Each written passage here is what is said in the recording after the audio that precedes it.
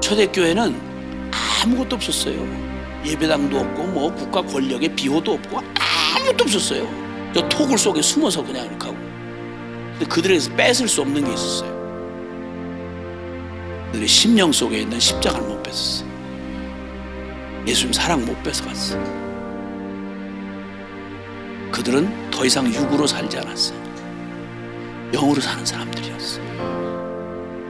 천하의 로마 아니라 별게 다 덤벼들어도 그들 영혼 속에 일하신 성령 하나님이 그들 안에 새겨놓으신 복음은 못 뺏어가요. 그게 교회예요. 그게 교회. 앞서 우리가 말한 성경이 말하는 그 패턴, 원리, 즉 인간 첫 창조하시면서 하나님, 살아계신 하나님, 사실 그분이 모든 것의 근원이고 그분이 모든 것의 결론이시죠. 그래서 알파와 오메가가 되시고 그분은 창조의 주님이시면서 역사의 주관자이시면서 그리고 심판하시는 주님이시면서 그리고 또 구원자이시다. 이게 아야 창세기 1장에서 3장 사이에 이미 결론처럼 아주 분명하게 계시해 놓으셨어요. 그러니까 하나님 떠났다. 끝인 거예요, 얘기가. 그러니까 결국 구원이란 존재적으로 범죄에서 하나님을 떠난 인간이 하나님과 하나님께로 돌아오는 것, 즉 하나님을 만나야 사는 길도 생기고 행복도 생기는데 문제는 천당과 지옥이 먼 것만큼 그보다 더 불가능한 게 거룩하신 하나님과 이미 존재적인 죄인이 된 인간이 함께 한다는 거. 이거는 천국 지옥이 합치는 것보다 더 불가능해요. 사실은 불가능해요. 그래서 구원이란 말이 그냥 우리 괜찮은데 조금 아쉬운데 조금 그저 종교적인 그런 위안처럼 그래서 우리 좀 이렇게 좀 잘못된 거 좀 개선하고 그리고 좀 뭐 이렇게 신을 섬기면서 복을 받으면 되지 않겠나. 이게 전부 인간이 만든 종교예요. 모든 인간의 종교는 바로 그 동일한 동기와 목적을 가진 게 그 종교예요. 그런 의미에서 볼 때 기독교는 종교하고는 결코 섞일 수가 없어요. 기독교는 자체가 계속 거듭 말씀드리지만 인간의 문제를 어디서 보느냐. 왜냐하면 살아계신 하나님이 모든 것의 근원 되시는데 그 하나님이 우리를 만드시는 첫 원형이 에덴 동산과 그리고 이제 그 에덴 동산에서 주님이 그 하나님 그분과 그리고 그분의 말씀을 이제 그 순종하는 지키는 그래서 하나님 살아계신 하나님만 섬기고 그 말씀 진리를 즐거이 순종하는 존재로 우리를 지으셨단 말이죠. 그게 인간됨의 특성이에요. 인간이 짐승과 구분되는 것은 모든 피조 세계 중에서 피조물 중에서 인간만큼은 목적 자체가 달라요. 그래서 목적이 달라서 피조 세계 안에서는 하나님에 대한 그런 그 피조물의 대표고 또 하나님 편에서는 만물을 향해서는 하나님의 대리자예요. 그러니까 하나님의 형상으로 지음을 받은 거죠. 그냥 보통 다른 짐승이나 다른 어떤 자연 만물 같은 경우는 전혀 인간하고는 창조 목적이 다른 거예요. 기능도 다르고요. 그러니까 인간을 인간되게 하는 가장 중요한 핵심은 하나님. 그 사람은 다 괜찮은데 아니 난 하나님은 안 믿어요. 이렇게 말하면 그 복음을 가졌다는 사람들조차도 그걸 무슨 이상하게 생각을 안 하는 거예요. 하나님을 빼면 인간은 더 이상 영혼 없는 인간, 하나님을 안 믿는 인간, 그러면 더 이상 논의할 가치가 없어요. 그냥 주어진 운명대로 살다가 죄 짓다가 죄 가운데 살다가 죄 가운데 심판받고 죽으면 돼요. 거기서 다 나와봤자 쥐어짜서 나와봤자 인간에게서 나오는 건 다른 거 없어요. 그냥 인간에게서 나오는 것일 뿐이에요. 이걸 하나님과 덧붙여서 생각할 이유가 없어요. 가만히 보시면 알지만 노아 홍수 때만도 인류 전체 멸절했거든요. 인류 전체가 멸절했어요. 그리고 그 후에 살아남은 노아의 새 셈함 야벳으로 인한 모든 인류가 사실은 우리 모두가 사실은 셈함 야벳 중에 그 중에 우리는 나도 모태신앙이네. 그러니까 가만히 생각하니까 안 모태가 없는 거예요. 다 모태신앙이 노아 자식들이니까. 여기까지 그 인류 안에 일어났던, 인간 범죄 안에 일어났던 운명, 즉 하나님을 대적하고 하나님의 진리를 절대 불순종할 수밖에 없고, 그래서 성령의 지배를 받아야 되던 우리의 영이 타락을 해서 사단의 지배를 받는 이 존재 자체가 이렇게 돼버린 거예요. 그러니까 그게 역사 속에 반복되면서 드러난 게 바로 이 성경은 11장까지 어떤 특정한 이스라엘이 등장하기 전입니다. 그러니까 인류 전체가 다 하나님은 우리 믿는다는 교회 안에서 우리끼리 하나님이 아니에요. 그러니까 수많은 무슨 지방신 이런 개념이 아니고, 이게 아니고 모든 인류와 만물이 주님에게 있는 거예요. 그 주님이 모든 인류 역사 전체를 요약해서, 그래서 11장까지는 그 아담의 저주를 받은 인류가 결국 어떤 운명을 맞이하는지를 역사에 더 많은 얘기를 하자면 그 얘기밖에 할 게 없어. 그러니까 11장에서 그 얘기를 끝내고, 운명은 이미 정해졌는데 그럼 구원은 어떻게 가능한 거냐, 그러면 우리에게 희망은 있는 거냐, 이런 인간들에게 과연 희망은 있는 거냐, 이 얘기를 주셔야 그게 복음이잖아요.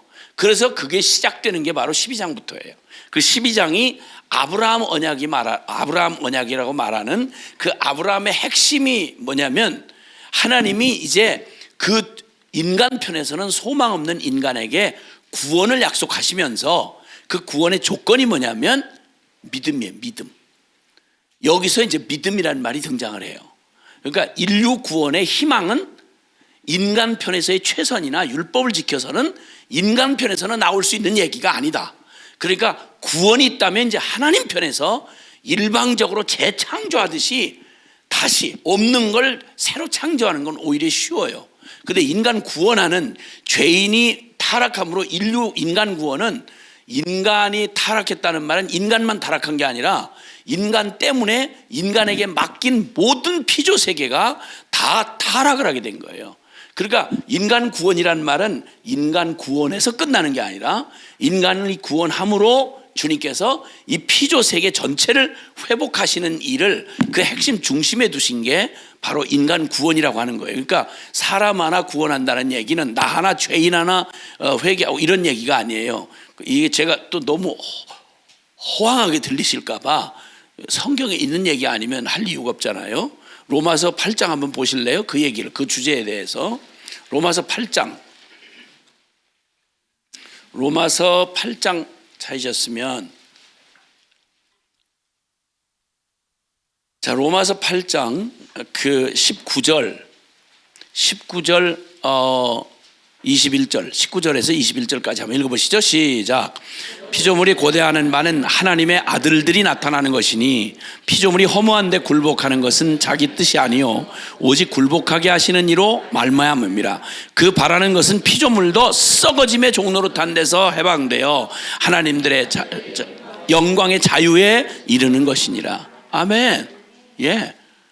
하나님은 막 즉흥적으로 너 실패했으니 그것도 뺐는다, 이렇게 하나님이 창조하신 창조 질서를 홧김에 확 이루실 수가 없어요. 주님은, 하나님은 그러신 분이 아니세요. 그래서 인간은 타락했지만, 하나님이 인간을 통해서 이 피조 세계를 창조하신 창조의 원리, 그러니까 자연계에는 자연 법칙이 존재하죠. 예, 낮과 밤이 존재하고, 이렇게 순환의 그 계절이 존재하고, 인력의 법칙이 존재하고, 이 자연 법칙은 창조한 그때와 동일해요. 그래서 자연 법칙은 지금도 특별히 하나님이 특별한 목적으로 초자연적인 능력으로 개입하시지 않는 한, 모든 자연 법칙은 당연히 육체는 밥을 먹어야 이게 살게 돼 있죠. 하나님이 뭐 전능하시니까 뭐 하나님 믿으니까 그 억지 부리고 법칙을 어겨버리면 굶으면 죽어야 돼요. 굶어서 죽어야 돼요. 그건 실험해 볼 게 없고 그건 굶어서 죽어야 돼요. 이유 없이 나는 밥을 안 먹을까? 그 죽어라 그러면 그냥. 그 연구할 것도 없고 자연 법칙은 존재를 해요. 근데 사람을 통해서 모든 만물을 다스리고 하나님 뜻대로 다스리고 하나님 영광을 위해서 지어진 목적대로 그렇게 되어지도록 그 다스리고 통치하고 관리하는 일을 사람에게 맡기신 거예요. 근데 이 사람이 타락을 했네. 그 자연계 전체가 고통 가운데 있는 거예요. 썩어짐의 종로릇 한다고 그러잖아요. 죄의 종로릇을 하는 거예요. 그러니까 인간에게 맡겨진 이 모든 그 권한과 그리고 능력 그리고 그 모든 것들이 하나님에게서 끊어지고 기능은 남아있는데 그런데 죄가 개입을 해서 하는 바람에 모두 썩어짐의 종로릇 하는 거예요. 그러니까 지금도 만물과 피조물은 이 썩어짐의 종로로 타는 인간 타락의 이 횡포와 이 끝없는 탐욕에 시달리는 모든 이 피조 세계가 한결같이 기다리는 게 뭐냐면 제발 저것들 좀 정신 차리고 저것들 좀 인간 좀 되게 해주세요 이러고 바라는 거예요. 그래서 하나님의 자녀들의 영광의 자유에 이루고 싶어 하는 게 피조물이 지금도 탄식하며 기다리는 거라 이렇게 얘기하고 있어요. 그런 말이에요. 그러니까 이제 이렇게 인간의 타락을 통해서 이 끝없이 절망 가운데 이제 심판, 법칙은 그대로 남아 있으니까요. 죄를 지으면 죄에 대한 심판을 받는 수밖에 없어요. 하나님의 공의도 바뀐 적이 없어요. 하나님 거룩하신 그대로예요. 그러니까 이 죄 문제가 해결 안 되면 남은 수순은 뻔한 거예요. 그거는 죄에 대한 악과 고통으로 이 세상 역사 내내 증명해 준 게 이 세상 인류가 가장 그냥 공통의 숙제가 뭐냐면 악과 고통이에요. 왜 역사에 고통이 존재하나? 이게 인간의 끝없는 철학적 주제예요. 왜 인간이 사는 세상은 왜 이렇게 악이 떠나질 않고 그리고 고통이 계속 존재하느냐는 거예요. 이걸 물으려면 하나님 앞으로 가야 되는 거야. 성경이 대답을 해주고 있는데도 싫다 이거야. 그럼 종교적인 얘기 말고 이러는 거야. 그럼 그거 말고 어디서 찾으려고? 못 찾는 거죠. 그러니까 못 찾는 거예요. 대답이 있는데도 아까 범죄한 죄의 결과가 뭐라고 그랬죠? 하나님을 마음에 두기 싫어한다고. 정상적인 게 아니라니까요. 하나님 마음에 두기 싫어해요. 이미 대답이 다 있어요. 하나님께로 가야 창조의 비밀도 인류의 기원도 이해가 될 수 있는 거고 이 모든 질서 정연한 창조 피조 세계에 이걸 누군가가 분명한 의도를 가지고 우연히 이렇게 폭발이 되고 우연히 이렇게 진화가 되고 미쳐도 이렇게 미친 얘기가 없죠. 그건 불가능한 거예요. 딴 얘기를 그렇게 안 해요. 딴 건 다 과학적이라고 그러면서 이상하게 진화론 교를 믿는 거예요. 진화론 종교를 믿는 거예요. 말이 안 되는 얘기를 하는 거예요. 하나님에 관한 것만 그렇게 악을 써요.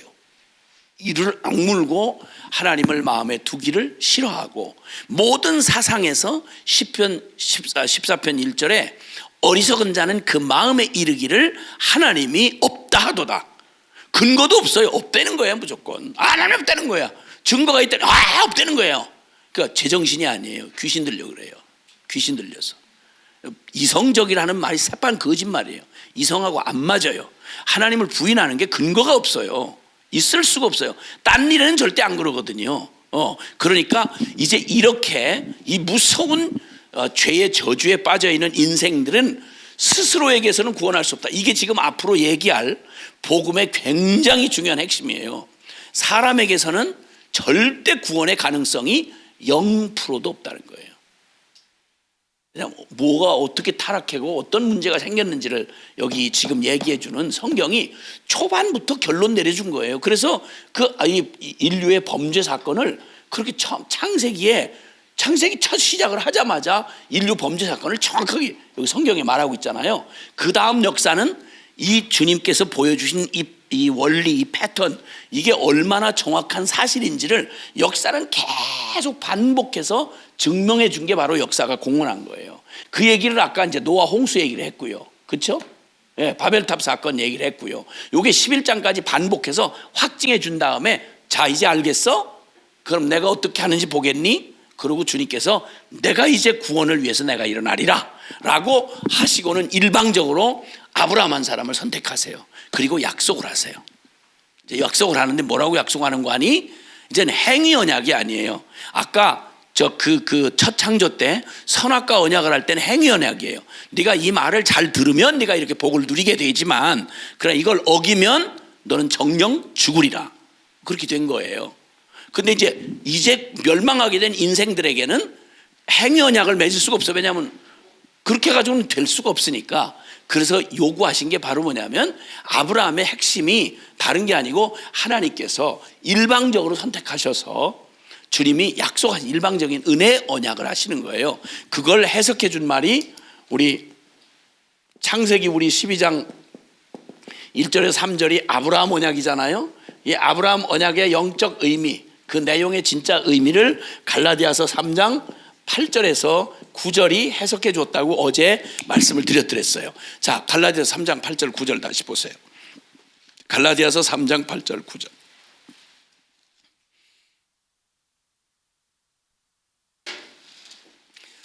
갈라디아서 3장 8절 9절입니다. 찾으셨으면은 시작. 또 하나님이 이방을 믿음으로 말미암아 의로 정하실 것을 성경이 미리 알고 먼저 아브라함에게 복음을 전하되 모든 이방인이 너로 말미암아 복을 받으리라 하였느니라. 그러므로 믿음으로 말미암은 자는 믿음 있는 아브라함과 함께 복을 받느니라. 아멘. 아멘. 자, 여기서 조건 딴 거 없고요. 하나님이 내가 일방적으로 행위라고 하는 건 네가 이렇게 하면 내가 이렇게 해주마 하는 서로 상호 계약이 있는 거예요. 그런데 은혜의 언약은 아예 가능성이 없는 인생에게 하나님이 은혜를 베풀어 주시는데, 하나님이 내가 이렇게 일방적으로 너희를 구원하겠다. 그런데 우리에게 요구하는 건 뭐냐? 우리에게서 뭘 요구하면 단 1원이라도 요구를 하면 그걸 갚을 능력이 없으니까 구원하고 상관이 없어지는 거예요. 그러니까 전적인 은혜로 값없이 하나님이 구원을 베풀어 줄 텐데 거기에는 조건이 따르는 거예요. 믿음으로 받는 자에게. 아멘. 믿음으로 받는 자에게. 그러니까 우리는 처음 지어질 때부터 자유의지를 갖고 있어요. 그 자유의지를 갖고 있기 때문에 입을 찢어가지고 밀어넣어봐야 그건 마음으로 받을 수가 없는 거예요. 그래서 이거는 마음 중심으로 내가 즐거이 받지 않으면, 믿지 않으면 효력이 일어날 수가 없어요. 그래서 주님이 주시는 은혜는 오직 믿음으로 받아야 되는 거예요. 근데 이게 이 저주를 받아가지고 이게 그 악독을 부리잖아요. 그러니까 하나님은 무조건 싫어요. 하나님 마음에 두기를 싫어해요. 말씀은 무조건 거부해요. 그리고 성령의 지배는 일체 받아들일 수가 없어요. 이렇게 되면 진짜 끔찍한 거죠. 이렇게 되면. 그래서 이제 어쨌든 분명한 건 아브라함이 하나님의 이 약속을, 믿음을 조건으로 주신 하나님의 약속은 다른 거 없어요. 너 하나님만 믿어. 그리고 하나님이 그 진리, 하나님의 말씀 진리, 요게 사는 길이니까 그 말씀 진리에만 순종해. 대답은 너무 간단하잖아요. 당연한 거 아니에요? 아니, 하나님이 있는 하나님을 믿으라는데, 하나님을 하나님으로 믿으라는데 어려울 게 뭐 있어요? 근데 불가능해요. 그게 아담의 저주를 받은 후에는 절대 하나님을 하나님으로 믿는 게 자연적으로 안 돼요. 우리가 병든 죄인이기 때문에. 그리고 하나님의 말씀이 아무리 옳아도 양심도 다 소리를 지르는데 이상하게 하나님 말씀을 순종할 수가 없어요. 내 본성하고 전혀 반대예요. 동의가 되세요? 여기 지금 계속 남의 얘기하듯이 지금 하고 있었는데, 그 남의 얘기를 들으면서도 양심이 있으면 어머 나도 그런데 이렇게 생각이 들어와야 이게 최소한의 양심이 작동을 하는 건데, 지금 이 오후에, 늦은 이 나른한 오후에 그 같이 동의가 되세요? 주여, 주여. 졸음 앞에는 양심도 감당이 안 돼요. 그러니까 이제 그래서 이 주님이 아브라함에게 첫 믿음의 조상이라고 말하는 이유가요, 믿음의 조상은 노아도 있고, 그렇죠? 아벨도 있고, 믿음 조상, 그분들을 믿음의 조상이라고 통칭 말하진 않아요. 왜 아브라함을 믿음의 조상이라고 하느냐? 아브라함에게 와서야 비로소 인류 구원에 대한 복음의 가장 중요한 핵심, 그 언약의 핵심들이 거기 드러나요. 그래서 그 언약을 믿는 믿음을 믿었다고 해서 아브라함과 똑같은 믿음을 우리가 가져야, 그래야 우리가 하나님이 준비한 이 은혜의 복음을 받고 우리가 구원 얻을 수 있는 거예요. 그래서 믿음의 조상이라고 그런단 말이죠. 자, 그 갈라디아서 3장 8절과 9절이 말해준 대로 아브라함에게 먼저 복음을 전하셨다 그래서 기쁜 소식, 불가능한 인류에게 믿기만 하면 구원 얻을 수 있는 복을 주신 거예요. 그래서 그 복을 주셔서 그 복을 너희가 받고 증인이 되어서 너희를 통해서, 아브라함을 통해 이제 이스라엘 민족이 생겨나는데, 너희를 통해서 복음이 뭐며 하나님이 어떻게 살아계신 하나님이시며 하나님은 뭘 싫어하고 뭘 좋아하시는지, 그러니까 그 하나님을 만나는 게 유일한 복인데, 그 복은 다른 인간의 자격이나 행위가 아니라 믿음으로만 그 하나님을 다시 만나고 그 진리를 순종할 수 있는 이 복을 받게 되는구나. 이 복음을 전해 주신 거예요. 이 복음의 핵심을. 그래서 아브라함을 믿음의 조상이라고 말하는 건 행위가 아니라 믿음이라는 거예요. 자, 창세기 15장 6절에 보면 아브라함이 선한 행동을 했고 그가 좀 자격이 됐기 때문에 구원받다, 이게 아니고요. 아브라함을 의롭다 하신 지점이 나와요. 아브라함 됐다, 너 의로워, 너 죄와 상관없어, 이렇게 의롭다고 여겨주신 게, 무엇을 보고 의롭다고 여겨주셨냐면 아브라함의 믿음을 보고 의롭다고 여겨주신 거예요. 자, 창세기 15장 6절. 창세기 15장 6절 찾으셨으면은, 자, 시작.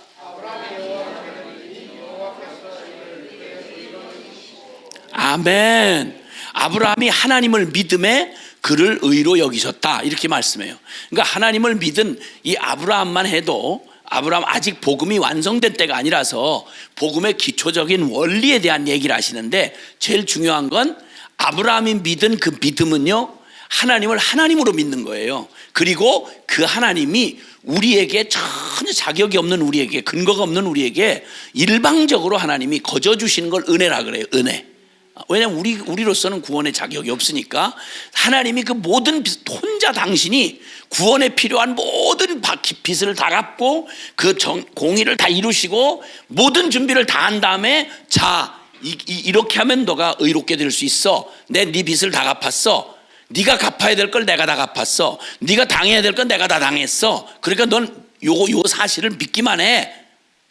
그렇게 요구하시는 거예요. 그걸 그냥 믿기만 했다고 그 믿음을 의로 여겨주시는 거예요. 그리고 구원해 주시겠다는 거예요. 아주 일방적이고 말도 안 되는 얘기죠. 근데 말도 안 되는 일방적인 은혜가 아니면 이 타락한 인류 아담의 자식들은 구원받을 길이 없어요. 아멘. 그래서 그날 이후로, 그때 이후로 아브라함에게 그 약속하신 그 약속의 내용이 계속 말씀하지만 바로 죄를 짓고 저주받아서 하나님과 원수가 된 채로 진리에 순종할 수가 없고, 저 사탄은 악한 자에게 완전히 붙들린 그런 영혼의 운명이 돼가지고 우리는 우리 스스로는 빠져나올 수도 없고 해결받을 수가 없어요. 자, 이 아브라함의 언약을 다시 영적인 의미로 아까 그 원리와 그 패턴을 확인해 주는 말씀이 있어요. 누가복음 1장 73절로 75절. 누가복음 1장 73절로 75절입니다. 찾으셨으면 누가복음 1장 73절로 75절. 자, 이 성경은 그래서 절대 인위적으로 누가 귀에 걸면 귀걸이, 코에 걸면 코걸이 있다고 지는 못하게 돼 있어요. 성경을 열린 마음으로 바르게 알면요, 성경은 곳곳에 성경을 달리 해석할 수 없도록 정확하게 성경 안에 그 내증이라고 그래요. 성경의 내증. 그러니까 성경 안에 있는 스스로 하나님의 말씀을 초점이 빗나가지 않게 항상 요약을 해서 딱딱 짚어놓으셨어요. 특히 이런 말씀들이 더 그래요. 73절로 75절 시작. 곧 우리 조상 아브라함에게 하신 맹세라. 우리가 원수의 손에서 건지심을 받고 종신토록 주의 앞에서 성결과 의로 두려움이 없이 섬기게 하리라 하셨도다. 아멘. 아멘. 아멘. 네. 보세요. 여기 아브라함에게 하신 맹세, 여기 지금 아브라함 언약을 말하는 거예요. 이 언약의 핵심이 뭐냐, 본질이 뭐냐, 그건 바로 우리가 원수의 손에서 건지심을 받고, 즉 사단의 손에서 우리를 건져주겠다는 거예요. 그리고 종신토록, 영원토록이라고 표현해도 다를 게 없는데, 종신토록 하나님 앞에서, 주의 앞에서 성결과 의로 두려움이 없이 섬기게 하리라 하셨더라. 자, 핵심이 인간, 그 하나님의 형상 인간의 핵심이 하나님을 경외하고, 그죠? 하나님을 하나님으로 믿고 경외하고 예배하고, 그리고 그 말씀을 순종하는 거잖아요. 그렇죠? 그게 인간됨의 가장 기본이잖아요. 근데 그걸 그렇게 회복해 주시겠다는 거예요. 지금 여기 종신토록 주님 앞에서 성결과 의로 두려움이 없이 섬기게 하리라 하셨더라. 그러니까 불순종하고 죄 짓고 심판받는 걸 두려워하는, 그렇게 살아야 되는데 이렇게 안 살아져요 하는 이런 비참한 운명에서 끝장을 내시고, 이제는 즐거운 마음으로 여기 두려움 없이 성결과 의로, 즉 자발적인 이 영이 회복돼서 하나님을 두려움 없이 두려워서 막 이렇게 벌 받을까 봐 이러는 게 아니라 내 영이 그걸 즐거워하니까 그 원형을 회복하게 해주시겠다 이거예요. 그래서 우리의 영이 성령의 지배를 받으면서 하나님의 말씀을 즐거이 순종하고 하나님을 하나님으로 경배하고 섬기게 하게 하겠다 이 말이에요. 이게 아브라함 언약의 핵심이에요. 아멘. 그러니까 우리의 원형을 회복시켜 주시겠다 이 말이에요. 와우. 근데 아브라함에게 요구하는 건 뭐냐? 오직 믿음. 오직 믿음. 이게 오직 믿음이라고 하는 게 바로 복음의 중심에 아주 핵심 가치가 되는 얘기예요. 이게 자 그러면 이제 주님께서 우리 누구든지 목마르거든 하신 다음 우리가 이제 두 번째 주님의 초청 가운데 두 번째 얘기하신 약속하신 게 있죠. 내게로 와서 마시라. 내게로 와서 마시라. 자 그러면 여기서 지금 이 오직 믿음이라고 하는 말은 오직 믿음이라고 할 때는요 이제 두 가지 오직 믿음이라고 할 때는 두 가지 내용이 강조되고 있는데 첫째 너로서는 안 된다 그 말이에요. 오직 믿음으로만 구원을 받는다는 말은 우리가 얼마나 절망적인 존재냐면 우리 자신에 대한 절망인데 절망을 선고해 주시는 건데 너로서는 안 된다 그 말이에요. 오직 믿음이라는 말은. 그 다음에 두 번째는 너에게는 구원자가 필요하다. 스스로 구원할 수 없는 자에게는 다른 사람, 다른 누군가의 구원자가 필요하다는 거예요. 오직 믿음이라는 말 속에는 두 가지. 첫째는 나로서는 안 된다. 두 번째는 다른 구원자가 필요하다. 이 의미를 가진 게 오직 믿음으로 해요. 아멘.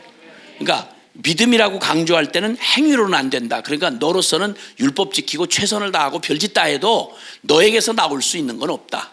아무리 쥐어짜도 죄인은 죄인일 뿐이다 그 말이에요. 돌을 아무리 갈고 닦아도 보석이 될 수 없다 이 말이에요. 닭이 아무리 그냥 긍정의 적극적 사고방식으로 눈물겹게 애를 써도 독수리는 될 수 없다 이 말이에요. 닭이 초닥적인 각오를 하고 그리고 그냥 막 독수리를 바라보고 막 긍정의 힘 적극적 사고방식으로 나는 하면 한다 되면 된다 뭐 이러면서 그냥 막 계속 가슴살 다이어트해서 줄이고 그 다음에 날개 근육 막 강화하고 발톱을 갈고 부리를 갈고 그리고 막 피나는 노력을 한 3년 동안 준비해가지고 여기 3층 옥상으로 올라가서 그냥 날라가지고 동서고금 닭 중에 최초로 1km를 날아갔어 닭이. 독수리 됐을까요? 흉악한 장닭이 된 거죠. 독수리는 안 돼요. 그 불가능하다는 얘기. 그렇게 해서는 안 된다는 거예요. 그러니까 오직 믿음으로라는 말, 오직 은혜로 이게 다 같은 말인데요. 오직 은혜, 오직 믿음, 오직 그리스도 이렇게 말하는 얘기는 구원의 여러 면을 지금 강조해 주는 거예요. 나로서는 안 된다. 그래서 그 모든 너의 처지와 환경에서 너를 구원해 줄 자격자가 있어야 되는데 그가 성경이 말하는 그리스도예요. 그리스도. 그래서 예수는 그리스도다. 이 헬라어 그리스도라는 말 그리고 히브리 말 그 메시아라는 말은 같이 기름 부음을 받은 자라는 의미를 갖고 있는데 그게 바로 구원자의 자격을 말해주는 거예요. 구원자의 자격. 그러니까 구원자다. 예수는 그리스도다. 구원자다. 이게 지금도 아주 최대의 그 유대교와 기독교가 첨예하게 부딪히는 그 이야기예요. 누가 과연 이 그 기가 막힌 절망의 인류를 구원할 참된 그리스도가 누구냐 하는 거예요. 그래서 넌 그리스도가 아니야 그렇게 하고 유대인들이 잡아다 죽인 게 바로 십자가 사건이에요. 얘기는 딴 거 아니었어요. 예수님이 하시는 말씀 틀린 게 하나도 없었거든요. 틀린 게 하나도 없는데 예수님을 죽인 죄가 뭐냐면 너희가 나를 무슨 죄로 정죄하려느냐? 내가 뭐 십계명 어겼냐? 아니면 딸로 뭐 잘못한 게 있느냐? 잘못한 거 없다는 거예요. 원수들도 주님이 트집을 잡을 수가 없었어요. 주님을. 단 한 가지 죄목이 뭐냐면 자기가 하나님의 아들이라고 말하고 그리스도라고 말했다는 거예요. 그래서 참남죄라 이거예요. 넌 그리스도가 아닌데 네가 그리스도라고 했다. 그래서 넌 죽여야 된다. 이래서 유대인들이 성경을 끌어안고 그 성경대로 오신 예수님을 다른 트집을 잡은 게 아니라 딴 걸로는 어떤 트집도 못 잡아요. 틀린 게 하나도 없으니까. 신학적으로 트집을 잡을 수가 없었어요. 단 한 가지가 뭐냐면 넌 그리스도가 아니야 그 말이에요. 그럼 예수님이 하신 모든 말씀 중에 그리스도가 아니다 이걸 빼버리면 예수님이 하실 이유가 없어요. 오실 이유가 없어요. 그 말은 철저히 구원자라는 말이에요. 구원자. 이걸 믿느냐는 거예요. 근데 이걸 못 믿는다는 거예요. 이 싸움이 끊임없는 싸움이에요. 지금까지 끝나지 않은 정통 유대인들은 지금도 골이 빠개져도 안 받아들여요. 지가 2000년 전에 죽인 예수를 지금도 회개 안 하고 안 받아들인다니까. 꼴통 유대인들은, 그것도 성경을 끌어안은 아는 제사장과 바리새인들이, 서기관들이 가장 악랄하게 예수님 그리스도가 아니라는 거예요. 끝까지. 그 싸움의 핵심이 그거예요. 예수가 너의 누구냐? 라고 하는 질문. 예수님이 정말 나의 구원자이십니다 라고 하는 사실에 진정한 동의가 일어나지 않으면, 그걸 온전히 믿고 받아들이지 않으면 죄송하지만 천하 없는 성경 구절을 달달 암송하고 무슨 짓을 다 해도 평생을 그냥 보리밥만 먹고 그냥 남의 땅 안 밟고 별짓을 다 해도 정확하게 지옥 가요. 예수 그리스도 아니고는 구원받을 길이 없어요. 이게 성경이 그토록 양보할 수 없이 외치는 진리예요. 이게. 그런데 자, 그래가지고 오직 믿음이라는 걸 아브라함 때부터 말씀했거든요. 그래서 구약의 위인들은요, 복음이 완성되기 전이라서 그때 구약은 이 믿음을 진짜 믿는 이 믿음의 내용이 뭔지, 그래서 믿음의 내용을 압축하면 지금까지 한 얘기예요. 내가 존재적으로 죄를 받아들여서 나로서는 무슨 짓을 해도 유대인으로 태어나도 율법을 다 지키고 별짓 다 해도 안 된다는 거예요. 그래서 그 안 되는 얘기에 대해서는 이미 율법 주실 때부터 결론 났거든요. 여러분, 율법을 주셨다고 할 때 성경에 이 모세의 율법 한 600가지가 넘는데요. 그 600가지가 넘는 율법 중에 10계명 같은 도덕법이 있어요. 도덕법. 그거는 구약 시대는 지금 시대는 바뀌지 않아요. 하나님의 공의에 해당하는 거니까. 그런데 그때 당시 이스라엘 공동체에게 필요했던, 그 역사적으로 그 시기에 필요했던 제사법이라든지 시민법, 그러니까 이스라엘 공동체가 지켜야 되는 시민법, 이런 거, 정결 예법 같은 거, 이런 것들은 지금은 영적인 모든 그게 예수님 안에서 이루어졌기 때문에 더는 필요 없어요. 더는 이제 그 그림자와 모형 같은 그 한시적인 그런 것이었기 때문에. 근데 그 얘기 속에서도 핵심은 뭐냐면, 갈라디아서가 그걸 설명해 주는데, 율법의 목적은 우리가 얼마나 불가능한 머리끝부터 발끝까지 존재적 죄인인지를, 어떻게 마음 중심으로 하나님을 밀어내고 하나님의 진리를 순종할 수 없는지를 철저히 보여주는, 그러니까 몽학선생이다, 계몽지도선생이다, 이렇게 얘기를 해요. 그러니까 넌 안 되지? 안 되지. 너 봤지? 너 틀렸지? 너로서는 안 되겠지? 맞아요. 여러분, 이 시골길에 만약 교통 법규가 없으면요, 이 시골길에 법규가 없으면 어디로 가든지 상관없어요. 일방 통행하라고 법이 안정해졌으면 앞으로 가든 뒤로 가든 상관없어요. 법이 있을 때 죄가 성립이 되는 거예요. 그러니까 주님이 율법을 주셔서 우리가 원래 죄인이었는데, 죄인이라는 걸 인정을 하기가 어려우니까 그걸 인정하도록 하게 하시려고 기준을 딱 정해 주신 거야. 봐, 이거 한번 지켜봐. 안 되지? 넌 존재적 죄인이야.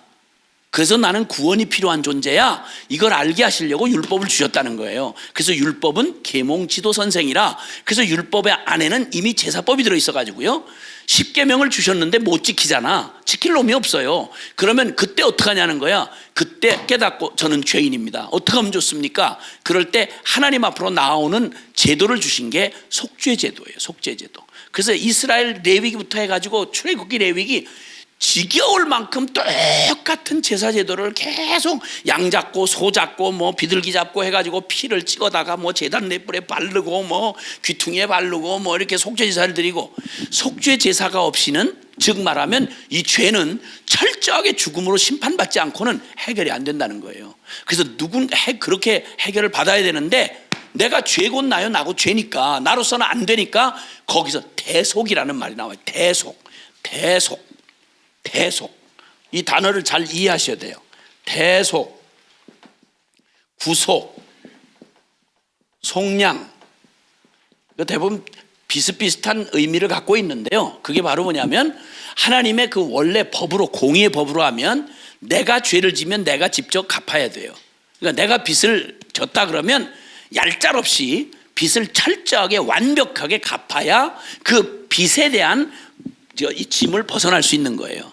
그러니까 죄를 지었다? 그럼 죄는 반드시 죄의 싹은 사망이에요. 그러니까 죄를 지으면 죽어야 돼요. 그 죄에 대한 공의를 어떻게 주님 말씀하냐면 레위기에 보면 눈으로 지은 죄는 눈, 눈은 눈이요, 이는 이요, 생명은 생명이에요.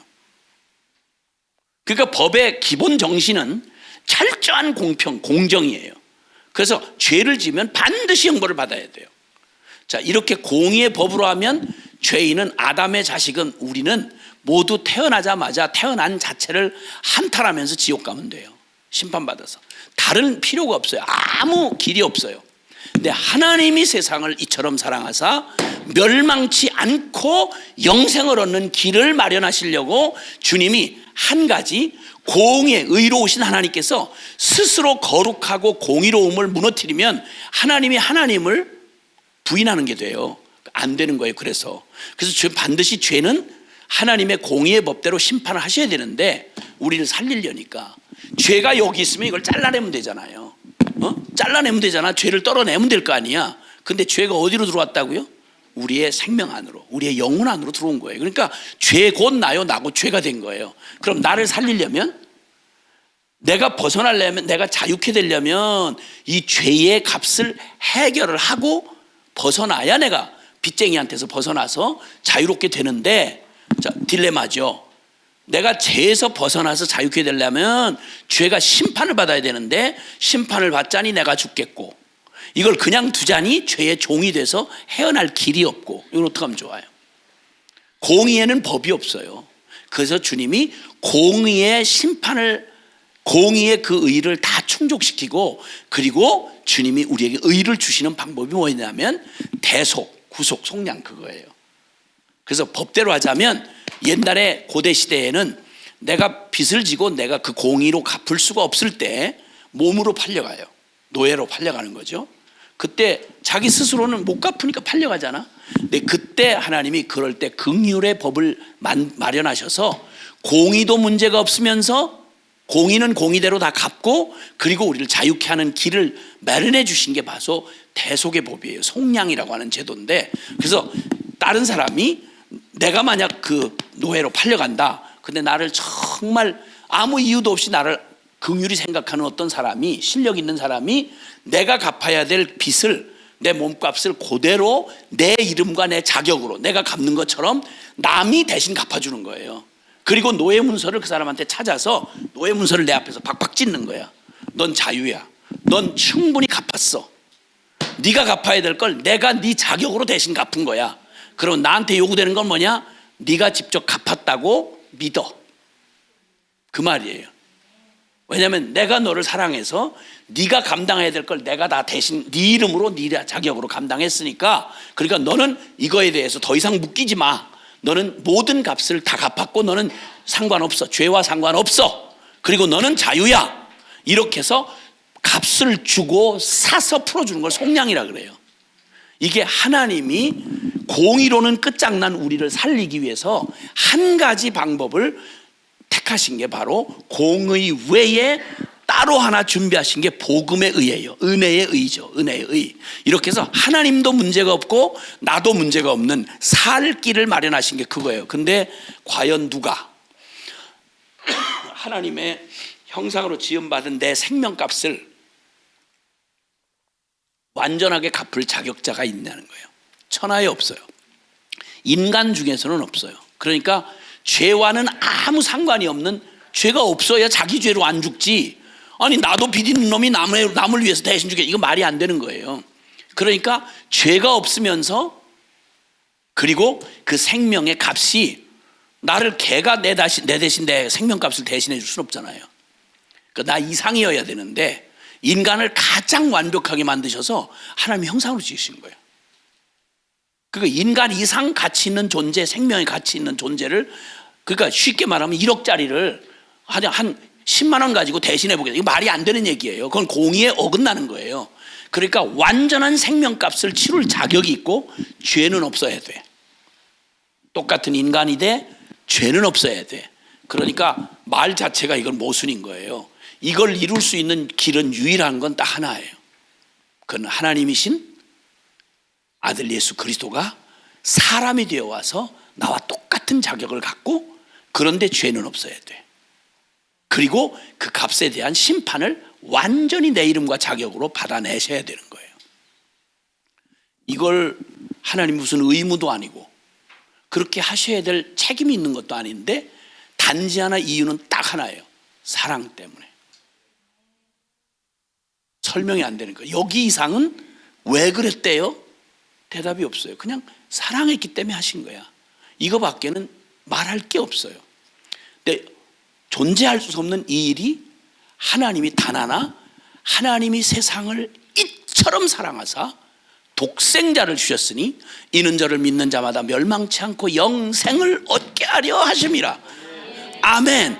전지전능한 하나님도 이 길 외에는 다른 길이 없어요.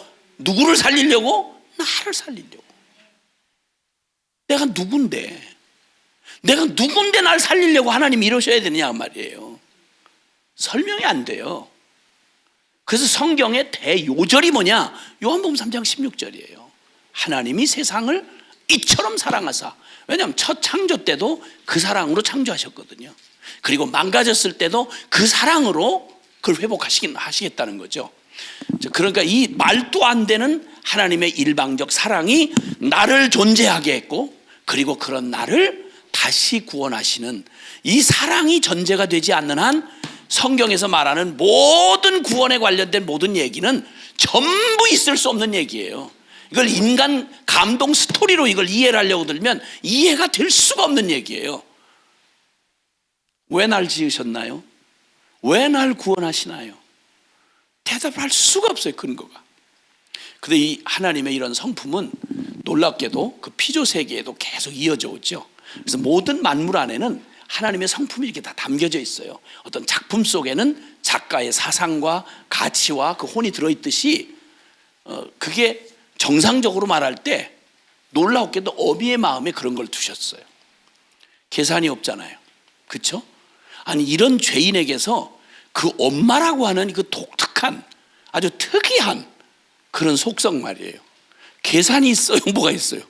아니 그 자식한테 왜 이렇게 질질 매고 이렇게 평생을 일생을 바쳐서 왜 그래요? 누가 뭐 어디 계약한 거예요? 없어요. 우리 어머니만 해도 전 지금도 이해가 안 가요. 그때 무슨 다른 선택이 있지도 않았지만 그 험한 남편 만나가지고 야 어떻게 그렇게 지옥 같은 세월을 하는데 그 운명이 운명 도저히 견딜 수가 없어서 도망가려고 보따리를 쌌다가 어느 날 어린 우리 남매들을 이렇게 앉혀놓고 눈이 퉁퉁 부신 채로 밤에 무슨 일 나가는지 내가 봤거든.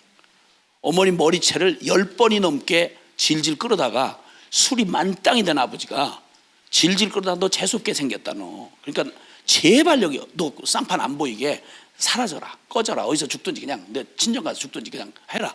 그 질질질질 끌어다가 문 밖에 갖다 내던져 놓으면 벌벌 기어 들어와요. 또 맞고 또 끌려가고 이렇게 그걸 10번이 넘게 그러더라고. 요즘 여자들에게 그거 하라면 그거 가능하겠어요? 근데 우리 어머니 나중에 못 알아듣는 자식들과 쉽게 말하면 한탄을 하시면서 얘기를 하는데 아이고 야야 못 살겠어서 나 도망가려고 하는데 너희들이 눈에 밟혀서 못 도망가겠더라. 내가 그 말을 어떻게 알아들어? 눈에 밟혀서 도망을 못 가겠대. 우리 어머니 죽을 때까지 그 일방적인 자식들 사랑 그것 때문에 대단히 훌륭한 분도 아니고 뭐 잘난 분도 아니에요. 근데 운명이 자식들을 눈이 밟혀 못 도망가겠다는 거예요. 돌아가실 때까지 그랬어요. 난 그 우리 어머니 흉내를 못 내겠어요. 흉내를. 운명이에요. 그냥 운명. 이게 이 타락한 세상을 끊어지지 않고 역사가 이어져 가도록 하게 하신 하나님의 신비한 하나님을 닮은 성품이에요. 그 구석구석 그런 하나님의 그런 보이지 않지만 어떤 법보다도 제도보다도 더 강하게 이 피조 세계를 이어가는 하나님의 원리가 존재해요. 자연 세계에 자연 법칙이 존재하듯이 영적 세계에도 영적 법칙이 존재를 해요. 그 하나님이 그 법칙을 세우시고 스스로 모순이 나지 않도록 하나님이 준비하시는 이 구원의 이 길, 이거를 어떻게 설명할 길이 없으니까 역사 내내, 구약 역사 내내 그런 그림자와 모형같이 수많은 제사 제도를 통해서 어떻게 속죄를 하고 이런 죄를 지었을 때, 이런 실수를 했을 때, 이렇게 될 때는 그때는 어떻게 용서받고 어떻게 참 주님 앞에 나갈 수 있는지를 그냥 지겹도록 그냥 그 얘기를 반복해서 해주셨죠. 그런데 확인된 건 바로 뭐냐면 그걸 몰라서가 아니고요. 앞서 계속 결론처럼 얘기했잖아요. 성경의 결론 안 돼요. 우리로서는 무슨 핑계를 댈 수 없도록 모든 길을 마련해 주어도요, 하나님을 마음에 두기 싫어해요. 진리는 철저하게 불순종하고요, 사탄에게 붙들려 가지고 악심을 품고, 믿지 않는 악심을 품고 절대 순종할 수가 없어요. 그래서 긴 얘기할 것 없고 역사 내내 실험을 거쳐서 주님의 한량없는 용서와 그 놀라운 사랑을 힘입은 샘플처럼 뽑은 이스라엘, 선민 이스라엘이 종당 무슨 짓 하고 망하는지 아세요? 성경에 보시면 특별한 우리가 성경의 주인공이라고 하는 사람들의 특징은 다 한결같이 아브라함처럼 믿음 때문에 구원받은 사람들이에요. 나머지는 다 단체로 망해요. 단체로. 가까운 예로 여러분, 출애굽, 구원을 상징하는 사건, 출애굽을 하고 그 자기 발로 하나님의 그 초자연적인 능력으로 애굽을 박살을 내시고 끄집어내셨잖아요. 그리고 그걸 확증하시는 것처럼 멀쩡한 길 놔두고 홍해 바닷길을 가게 하세요. 아시죠? 홍해 바다 건넌 거 아시죠? 아니 난 당황했어 지금. 대답을 안 하시길래 나는 뭐 그런 걸 물어 뭐 이런 표정이라서 하여튼 아시죠? 그래서 그걸 눈앞에서 세상에 하나님의 권능으로, 이게 너희의 어떤 면에서 된 게 아니라 하나님의 전적인 권능으로 너희를 구원하는 아브라함의 약속을 지키시기 위해서 이렇게 하셨다라고 하는 걸 천하의 미친놈 아닌 다음에는 못 깨닫고 뭐 알 수 없고 이런 거 없도록 주님이 눈앞에서 홍해를, 어마어마한 홍해 한복판을 갈라내시고 거기를 건넌 사람이 20세 이상 남자만, 전쟁에 나갈 수 있는 성인이죠. 남자만 계수한 게 60만 조금 넘어요. 지 발로. 그러면 홍해만 건넌 게 아니라 바로 그 전까지 10가지 재앙으로 눈 시퍼렇게 뜨고 존재하는 에집트 제국의 바로 왕권과 그 모든 권세를 박살을 내시고 실제 눈앞에서 보는 대로 그 초자연적인 10가지 기적을 통해서 건져내시고 홍해바다에서 마지막 도장을 찍듯이 그걸 거치게 하셨어요. 그리고 그날로부터 40년 동안 광야 매일 기적이에요. 매일 만나가 아침마다 내려왔으니 세상에 먹고 사는 가장 가까운 일이 전부 기적으로 베풀어진 40년 광야길을 가는 동안에 성경이 뭘 얘기하느냐면 60만 명 중에 20세 이상 성인이에요. 20세 이상 60만 명이 되는, 남자만 60만 명이 되는 자들이 40년 광야를 지나는 내내 감사 한마디, 찬양 한번 제대로 하지 않고 악다구니를 쓰다가 틈만 나면 애굽으로 돌아가자는 거예요. 틈만 나면 하나님 어디 있냐 이거야. 만나 씹어 먹으면서 그래요. 만나 먹으면 오늘 아침 기적으로 내려주는 만나를 쳐먹으면서 어딨냐 이거 하늘이 내가 이걸 어떻게 이걸 잡아 죽여야 이게 속이 시원한 종자들이지. 이게 아브라함 자식들이에요. 이게 역사의 가장 큰 기적으로 파묻혀 죽을 만큼 기적 속에서 하나님을 부인할래요? 부인할 수가 없어요. 다른 말을 준 것도 아니고 저들 복 받으라고 준 10계명을 계명을 주셨잖아요. 계명 받는 40일 동안 모세가 눈에 안 보인다고 아론 시켜가지고 금송아지 만들고 생난리 발광을 했잖아요. 바로 시내산 밑에서. 그것도 기억나세요? 세상에. 어떻게 그런 걸 다 기억하죠? 생난리 발광. 그때 끝장을 내셨어야 돼요. 근데 그걸 끝장 안 내시고 그냥 계속 용서하시고 또 용서하시고 하는데 40년 내내 거기 그 어마어마한 기적을 경험하고 약속의 땅을 그대로 똑같은 믿음으로만 들어가면 돼요. 근데 약속의 땅 들어간 사람이 60세 이상, 20세 이상으로 계수받은 남자만, 계수받은 60만 명 중에 여호수아 갈렙만, 오직 믿음의 사람 여호수아 갈렙만 빼고 나머지 60만 싸그리 광야에서 죽을 때까지 한 놈도 안 남을 때까지 광야 뺑뺑 40년 돌다가 그놈들 다 죽고 엎어진 다음에 그들이 못 들어간다고 발악을 하면서 못 들어간다던 그들은 믿음대로 못 들어가고 죽었어. 근데 그들의 자식들, 광야에서 난 자식들과 함께 여호수아와 갈렙이 믿음으로 가나안 땅을 들어가요.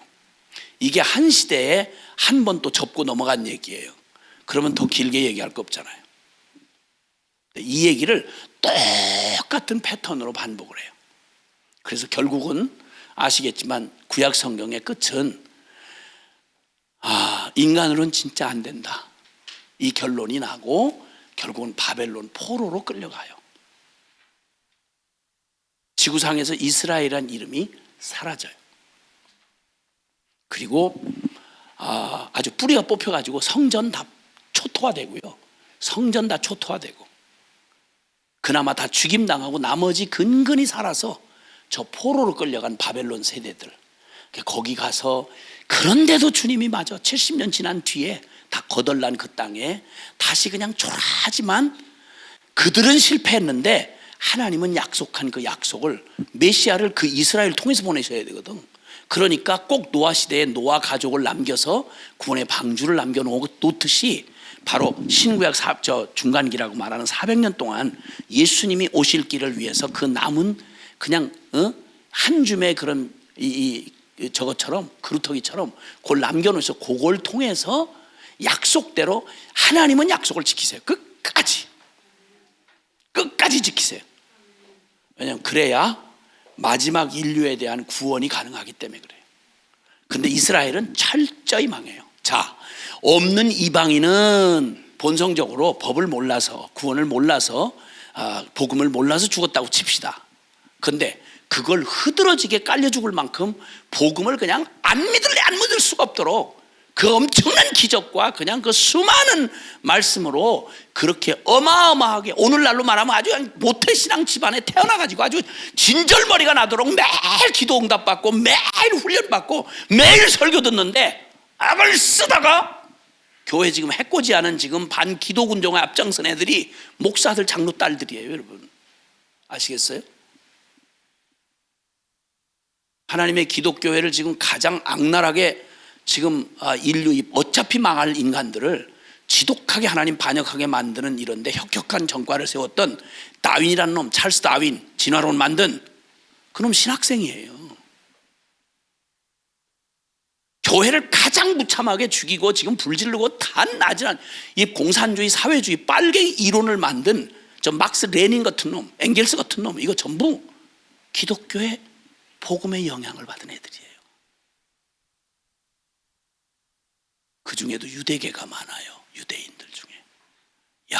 그 죽어도 그 망령으로도 그 악랄한 걸 버리지 않는데 무서워요. 이 얘기가 구약의 결론을 말씀드릴게요. 성경은 이렇게 저렇게 막 지멋대로 갔다가 지멋대로 말장난하면 저 하고 싶은 얘기, 그 미친 것들 많아요. 뭐 별의별 신학이란 이름으로 별 시잘데없는 쓰레기 같은 얘기들 많이 해가지고 어차피 망할 죄인들을 정말 무섭게 타락하게 만드는, 지적으로 뭐 영적이라는 걸로 얼마나 많은 그냥 이 영혼을 가지고 막 난리도 아니에요. 혼돈하지 마세요. 지금 변하지 않는 성경에 지금 변하지 않는 그 패턴, 그리고 그 결론을 계속 지금 반복해서 말해주고 있어요. 그러니까 어떤 말로도 속을 필요가 없어요. 이 큰 전제, 이 주제를 뒤엎을 다른 얘기는 없어요. 자, 예레미야 31장 한번 보세요. 예레미야 31장 31절에서 34절 말씀입니다. 지금까지 들은 이 내용, 역사적 증거, 또 이 성경의 원리 패턴, 이걸 보고 이 결론을 들으시는 거예요. 자, 예레미야 31장 31절 찾으셨으면은 시작. 여호와의 말씀이니라. 보라, 날이 이르리니 내가 이스라엘 집과 유다 집에 새 언약을 맺으리라. 이 언약은 내가 그들의 조상들의 손을 잡고 애굽 땅에서 인도해 내던 날에 맺은 것과 같지 아니할 것은 내가 그들의 남편이 되었어도 그들이 내 언약을 깨뜨렸음이라. 여호와의 말씀이니라.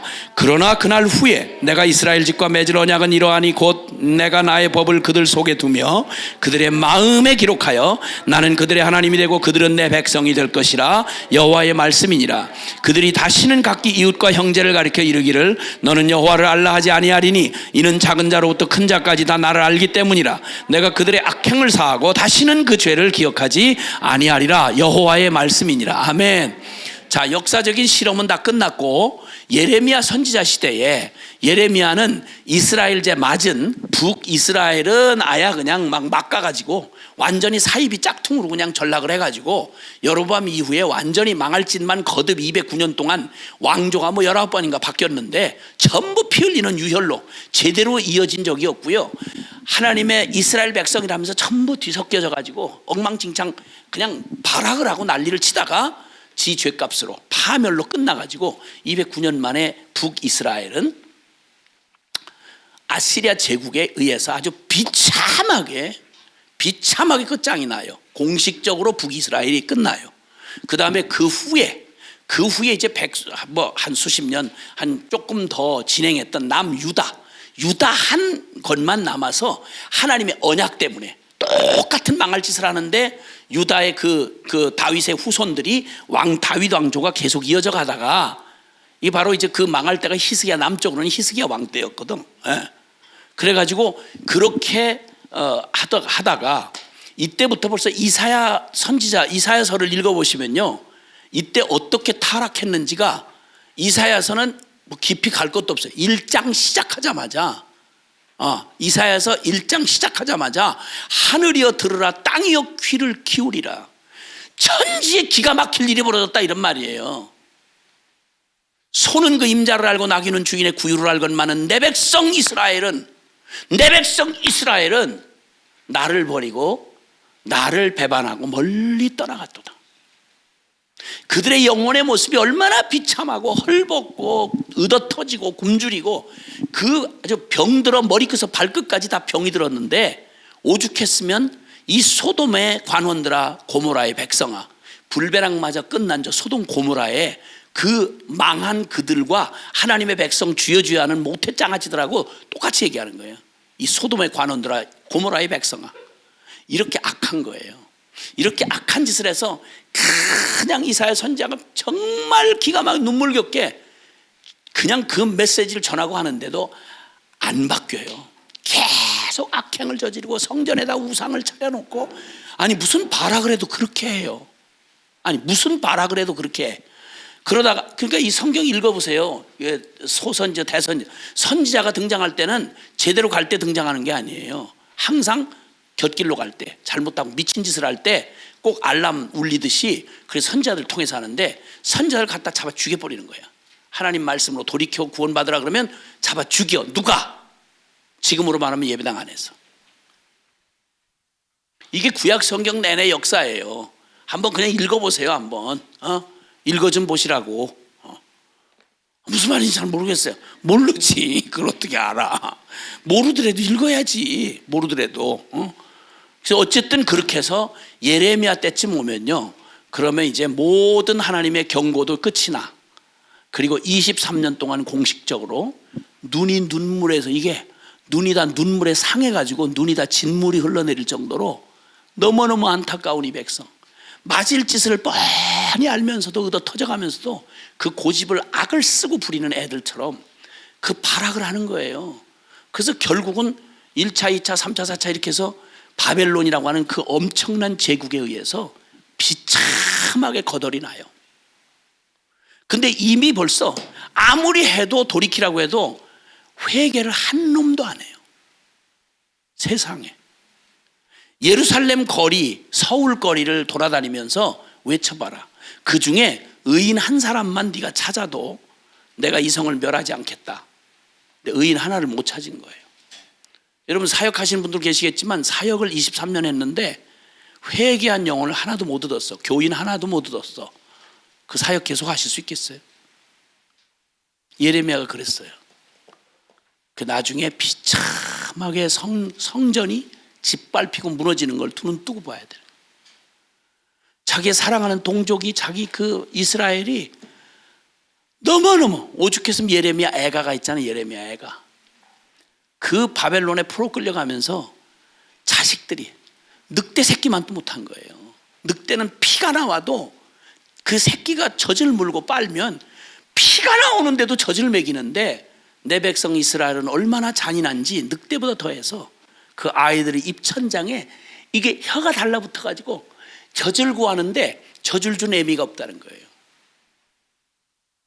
예레미야 애가를 한번 보세요. 진짜 애간장이 끊어져요. 그런데 그렇게 눈물겨운 사역을 깨끗이 걷어차고 지 죄값으로 고스란히 팔려가요. 산 몇 명 살아서 다니엘이 그때 끌려갔죠. 그 끌려가가 마지막 발악을 하면서 다 망해도 돌이키질 않아요. 표범이 반점을 바꿀 수 없는 것처럼 에디오피아 흑인이 피부를 희게 백인으로 못 바꾸는 것처럼 존재적 죄인은 소망이 안 되는 거예요. 그게 이스라엘을 구약 역사 전체를 통해서 안 되지 이걸 이렇게 보여주신 거예요. 그런데도 결론을 안 내요.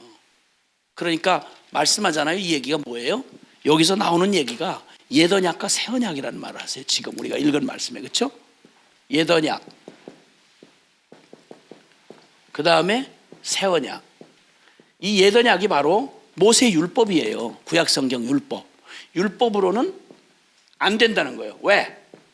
왜 안 되죠? 율법이 불가능해서? 아니, 지금까지 말한 대로 존재적인 죄인이라서 이 죄 짱아찌들이 안 되는 거예요. 안 되는 거예요.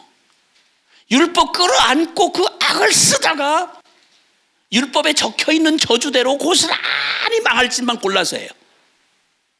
하나님만 섬기라는데 어떻게 그렇게 악착스럽게 우상숭배를 하죠? 이스라엘 10계명이요, 잘 생각해 보세요. 600가지를 합쳐서 10계명을 줄였거든요. 근데 줄인 계명도 10가지 또 게을러서 안 외우잖아요. 그렇죠? 10계명 다 못 외우시지? 그걸 다 아시고 제일 중요한 계명을 나 외에 다른 신을 두지 말라, 이게 1계명이에요. 두 번째 계명이 뭔지 아세요? 똑같은 얘기예요. 너희 자신을 위해서 우상을 만들지 말라. 하늘에 있는 것, 땅에 있는 것이나 어떤 모양의 우상이든지 만들지 말고 거기 절하지 말라. 여러분, 10계명을 가진 이스라엘이 끝까지 돌이키지 않고 망한 제일 큰 죄목이 뭔지 아세요? 우상 숭배하다 죽었어요. 무슨 얘기인지 아시겠죠? 앞서 중요한 성경의 결론 패턴 얘기한 기억나시죠? 원형을 주님께서 창조하시고 거기에 제일 중요한 첫 번째가 하나님을 경외하라는 거예요. 하나님을 경외하라 이거야. 두 번째, 하나님의 진리의 말씀, 생명 걸고 너 유익하라고 주신 말씀 순종해라 이거야. 순종하고 살아라 이 말이에요. 이게 뭐가 어려워. 그런데 결론적으로 요 세 가지, 그리고 성령의 지배를 받아야 되는데 그 영혼이 피폐해져서 악령의 지배를 받고 오직 하나님 밀어내고 내 멋대로 악을 저지르다가 그냥 완벽하게 지 죄값으로 고스란히 율법에 기록된 내용 그대로 망했어요. 모세 율법을 보시면 특별히 신명기 같은 경우에 7장 28장 이렇게 이어지는 장면을 보면 아멘 아멘 하면서 되풀이하면서 대답해야 되는 게 있어요. 너희가 이렇게 하면 복을 받을지로다. 아멘 아멘. 그 다음에 너희가 이렇게 하면 너희가 팔려갈 것이다. 아멘 아멘. 이렇게 죄 저지르면 너희는 이렇게 얻어 터지고 너희는 이렇게 비참하게 이렇게 채찍맞고 이렇게 될 거다. 아멘 아멘. 이걸 아멘 아멘 하면서 반복하면서 그렇게 숙지시켰거든요. 외우게 했거든요. 끝까지 발악을 하고 결국은 망해요. 몇 차례 망했죠. 몇 차례. 자, 그러면 소망 있나요? 이쯤 됐으면 우리 편에서는 소망 있나요? 우리에게 필요한 복음은 뭘까요? 환경, 에덴에 같이 갖다 놔도 또 에덴을 지옥같이 만들 거라니까, 이 죄인들이. 그러니까 우리에게 필요한 복음은 우리가 원하는 소원 성취 문제 해결 가지고 절대 안 된다는 거예요. 안 돼요. 없으면 없어서 가난해서 죄 짓고요, 부자가 되면 부자라서 타락해요. 우린 소망이 없는 거예요. 그 얘기를 역사 내내 반복하면서 보여준 얘기, 그 결론이 바로 예언약과 새 언약이에요. 봤지 너네? 예언약 율법으로는 안 돼. 왜? 율법은 옳은 것인데 네가 지킬 능력이 없어. 이건 반드시 그렇게 지켜야 되는 법이에요. 반드시 지켜야만 사는 거예요. 못 지키면 저주받고 형벌받는 거예요. 지켜야 하는 법이에요. 근데 이건 행위가 필요하지, 행위. 그렇게 할 수 있어야 돼요. 근데 존재 자체가 죄장아찌라서 안 되는 거예요. 그래서 안 되는 거예요. 예언약으로는 안 돼. 그럼 끝나야 될 거 아니에요. 그냥 심판하고 끝나면 될 거 아니야. 그런데 내가 그날 후에, 여기 얘기해요, 그날 후에 내가 새 언약을 다시 맺을 거다. 그 새 언약이라는 말이 바로 뭐냐면, 너희는 할 수 없는 걸 내가 그렇게 지킬 수 있게 하게, 지킬 수 있는 법을 주겠다. 있는 법. 어떻게? 그건, 이걸 율법은 십계명 돌판에 새겨줬는데, 그 율법은 바라보긴 해도 우리가 그렇게 지킬 능력까지는 못 줘요. 그게 율법이야. 그거 주어봤자 또 소용없는 거야. 그러니까 주님이 옛언약과 다른 새 언약을 내가 너에게 또 일방적으로 약속하시는 거야. 하나님이 일방적으로 약속하셔서 뭐라고 약속하는 거예요? 그날 후에 너희와 맺을 새 언약은 이러하니 내가 나의 법을 너희의 마음에 새겨주겠다. 그 말이 무슨 말이냐면, 그게 다른 말로 하면 우리 마음에 어떻게 새겨요?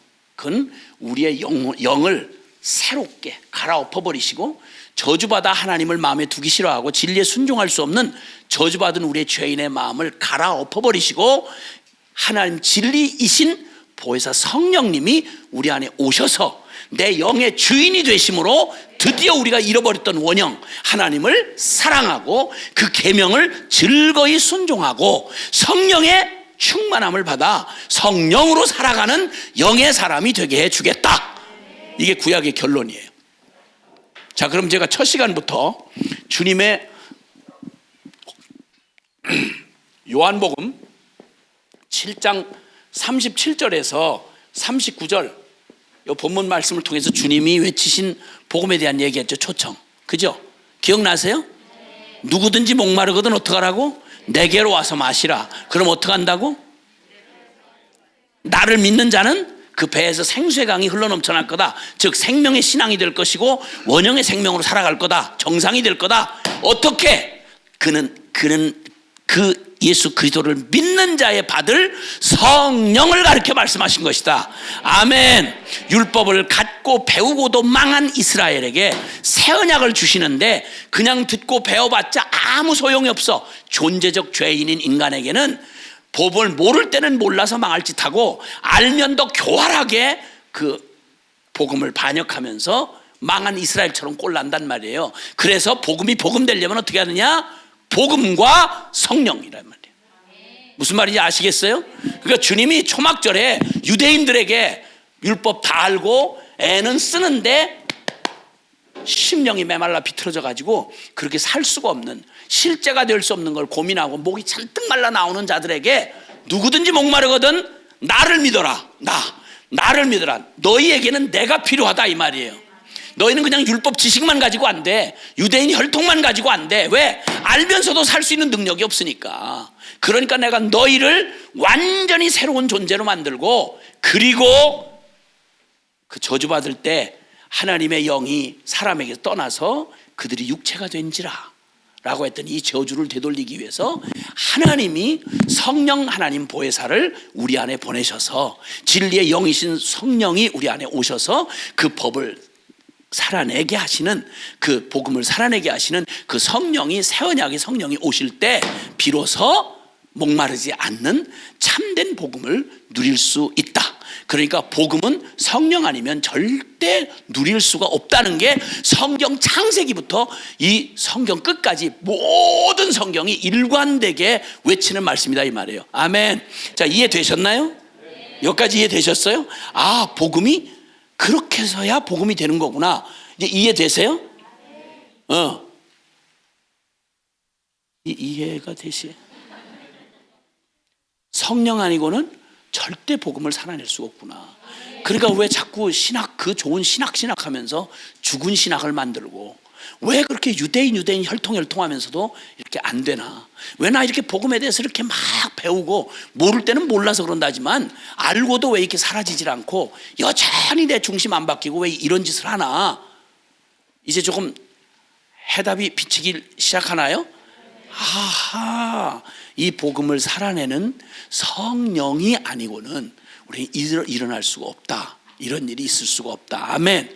그래서 우리 그 복음의 결론 부분에 하는 복음에 대해 승리의 헌장이라고 말하는 로마서 8장 우리 1절에서 4절 우리가 이렇게 읽어봤던 암송했던 거 있었잖아요. 그렇죠? 예. 그러므로 그리스도 예수 안에 있는 자에게는 결코 정죄함이 없나니, 즉 이 문제를 해결해야 되는 거예요. 죄의 문제를 해결하고 정죄함이 없나니 이는 그리스도 예수 안에 있는 생명의 무슨 법? 성령의 법. 아멘. 이 복음을 실제 내 영 안에서 실제로 살아내게 하시는 주체. 그러니까 복음은 성령으로만 사라지는 생명의 성령의 법이야. 근데 그걸 우리를 바로 그 성령이 떠나고 악령이 사탄이 지배를 하고 병든 자아가 하나님 대적하고 진리를 불순종하게 만들었던 그 사탄에게 사로잡혔던 우리의 옛 자아가 죽음으로 넘겨지고, 이제는 죄와 사망의 법에서 내가 질질 끌려다니던 나의 운명을 십자가에서 끝장을 내시고, 그리고 이제 예수 그리스도 안에 있는 생명의 성령의 법이 우리를, 옛날의 죄의 법이, 사망의 법이 나를 진짜 내 영혼을 사로잡아서 영을 질질 개끌듯이 끌고 다녔던 것처럼 똑같이 그 법이 이제는 그 법에서 모든 깊이 다 갚고 헤어나서 이제는 생명의 성령의 법이, 예수 안에 있는 생명의 성령의 법이 우리를 죄와 사망의 법에서 해방하였습니다. 아멘. 아멘. 그래서 그걸 다시 설명해 주시면서 3절 4절에 율법이, 이 하나님의 이 공의의 이 말씀이 우리에게 될 수 없었던 이유는 율법이 잘못된 게 아니라 율법이 뭐 때문에? 육신이 연약하여 할 수 없는 그것을 하나님은 하시나니 자기 아들을 죄 있는 육신의 모양으로 보내어 우리 공의를 이루시느라고 육신의 죄를 정하사 갚아버리사, 그래서 죄와 다시는 상관없이 저주받은 우리의 옛자의 생명을 끝장을 내버리시고, 그리고 이제는 옛날 나 육으로 의식하고 내가 내 옛 자아의 그 병든 자아의 그 저주받은 심성을 가지고 사단에게 병든 자아 추구하며 살아가던 내가 완전히 십자가에서 끝난 걸 알고 이제 육신을 따르지 아니하고 영을 따라 행하는 우리 안에 보혜사가 오셔서 복음을 살아내게 하시는 이 놀라운 복음의 결론을 깨닫고, 나를 믿는 자는 그 배에서 솟아나는 생수의 강이 흘러넘쳐나리라.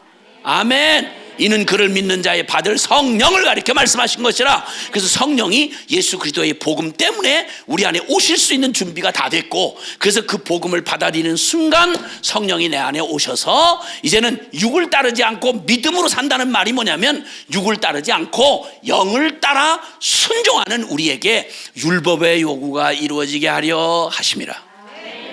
할렐루야. 이 결론을 주시려고 이 엄청난 역사의 반복적인 교훈이 필요했던 거예요. 자, 이쯤 되면 주님께서 이제 여기 두 번째 초청, 내게로 와서 마시라. 쉽게 말하면 넌 내가 필요해. 정말 여러분 예수님 필요하세요? 네. 예수님에게 있는 그 무엇 말고요, 진짜 나는 예수님 필요해요. 이 결론에 딱 이제 꽂혀야 돼요. 예수님 외에 나 다른 거나 싫어요. 나는 예수님이 필요해요. 예수님. 이렇게 돼야만 비로소 복음을 발견할 수 있는 바른 라인에 선 거예요. 바른 라인에 선 거예요. 그래서 이 내게로 와서 마시라, 그 내게로 와서 마시라는 말은 나를 믿어라 이 말이에요. 예수 그리스도를 믿으라 이 말이에요. 다른 것으로는 안 돼요. 지금 누구한테 이런 얘기를 한다고요? 성전 있고 율법 있고 모태신앙 있던 유대인들 초막절 지키고 다 모든 의식 다 한 사람들에게 주님이 말하는 거예요. 그 모든 너희가 하는 성경의 지식과 이 모든 절기의 결론이 바로 나야. 그러니까 너는 내가 필요해. 너는 내가 필요해. 그리고 내게로 나와. 그리고 초청하신 게 바로 주님의 십자가와 부활의 복음이었어요. 그랬더니 열광을 하고 쫓아오던 유대인 모두가 갑자기 돌변을 해서 뭔 얘기야? 재수없는 얘기 하네. 우리 유대인 이거 선민인데 지금 무슨 얘기하는 거야? 왜 당신 십자가가 우리한테 필요해? 그렇게 극단으로 얘기하면 이단이야 그거. 극단이랑 이단이랑 그 사춘간인 거 알아? 이래서 예수님을 십자가에 죽여버린 거예요. 못 알아듣는 거예요. 이걸 못 알아들어요. 자, 그러면 로마서 1장 복음, 그 로마서 복음의 요절이라고 할 수 있는 1장 17절. 자, 같이 로마서 1장 17절 시작. 믿음으로 믿음에 이르게 하나니 기록된 바 오직 의인은 믿음으로 말미암아 살리람과 같으니라. 아멘. 아멘. 오직 의인은 믿음으로만 산다. 이렇게 얘기했을 때 믿음은 두 가지를 얘기해 준다. 오직 믿음이라는 말은 행위로는 안 된다. 즉 너로서는 안 된다는 말을 전제하고 있고, 그 다음에 너는 내가 필요해. 예수 그리스도 구원자, 절대적인 구원자의 도움이 필요해, 그 말이에요. 그러니까 이 믿음, 오직 믿음이라는 이 복음의 핵심을 알아들으려면 내가 어떻게 소망 없는 절망적 죄인인지를 처절히 깨달아야, 그래야 두 손 반짝 들고 오직 믿음으로, 나는 아무 공로 없지만 찬송가의 가사처럼 빈손들과 앞에와 십자가를 붙드네. 빈손들과 앞에와 십자가를 붙드네. 의가 없는 자라도 도와주신 바라고. 나는 의가 없어. 내 안에 저주받을 죄의 심판받을 것밖에 없어. 그러나 뻔뻔하지만 하나님의 일방적 사랑의 은혜의 초청 앞에 빈손들과 앞에가 십자가를 붙듭니다. 십자가가 뭐요? 내가 죽어야 될 그 자리에 예수님이 내 이름으로 죽은 거 얘기 아니야. 그 십자가를 감히 붙드는 거예요. 어떻게 예수님이 내 이름으로, 내 자격으로 내가 죽어 매달려야 될 때 내 이름표 달고 거기 예수님이 매달리냐고. 거긴 내가 매달려야지. 근데 거기 예수님은 홀로 매달린 십자가인 줄 알았더니 세상에 내가 되어 죽은 예수, 그러니까 내가 예수와 함께 십자가에 못 박혀 매달린 십자가, 이 괴이하고 이상한 십자가. 근데 이게 복음의 핵심이에요. 이 일이 없었더라면 우리는 끝장이에요. 어떤 말도 다 속이는 거예요. 그러니까 로마서 6장 6절은 우리에게 말하잖아요. 우리가 알거니와 우리 옛사람이 예수와 함께 십자가에 못 박힌 것은 죄의 몸이 멸하여 우리가 다시는 죄에게 종로로 타지 아니하려 하매니 이는 죽은 자가 죄에서 벗어나 의롭다 하심을 얻었음이니라. 아멘. 죄는 심판으로 끝나지 않으면 안 끝나요. 죄는 반드시 심판의 죽음으로 끝이 나야 돼요. 그래서 십자가에서 우리의 옛사람을 예수와 함께 십자가에 못 박아 끝장을 내는 일이 일어나야, 그래야 구원이 가능한 거예요. 이걸 하나님 아버지가 이뤄내셨다는 거예요. 그리고 이 복음으로 초대하는 거예요. 근데 이 자존심이 잔뜩 목구멍까지 찬 유대인들이, 서기관 바리새인 놈들이 딱 버티고, 저 예수 저거 미쳤어 저거, 우리가 누군데 그따위 소리를 하고 있어 지금, 이렇게 된 거예요. 이렇게 된 거예요. 그러니까 예수님 앞에, 십자가 앞에, 복음 앞에 나간다는 말은 맨정신에 안 돼요. 왜냐하면 우리 저주받은 죄의 특성이 바로 뭐냐면 하나님을 마음에서 밀어내고 내가 하나님 되는 거잖아요. 그렇죠? 하나님 진리보다 내 멋대로 하는 거, 그렇죠? 성령의 지배를 받는 게 아니라 내 자아를 부추기는 사탄의 지배를 받던 영이 타락한 존재이기 때문에 본성적으로 불가능하다고요. 이 복음을 받아들이기가. 자, 그럼 이 얘기에 대해서 뭐라고 말하는지, 주님의 이런 복음의 초청에 대해서 성경이 뭐라고 말하는지 한번 보실래요? 자, 이런 복음의 초청, 로마서 1장 17절의 이 복음의 초청을 주님이 그 고린도전서 1장 18절, 고린도전서 1장 18절 보시는 거예요. 자, 고린도전서 1장 18절 찾으셨으면은 시작.